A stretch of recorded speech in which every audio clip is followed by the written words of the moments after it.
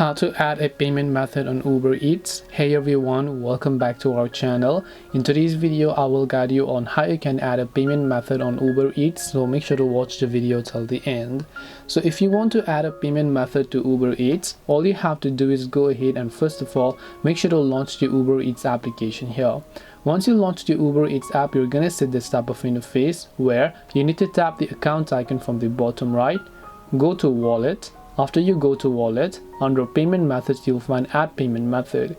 So make sure to tap on add payment method. Now you can choose to add bank account, Venmo, credit or debit card, PayPal, a gift card or a CVS pharmacy card. Otherwise what you can do is simply enter any of these details here. Make sure to log in with your online banking or whatever else.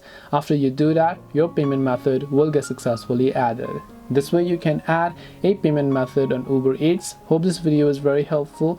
If you have got any more questions, then feel free to also leave them down below. Thank you very much for watching till the end of this tutorial and see you soon in our next video.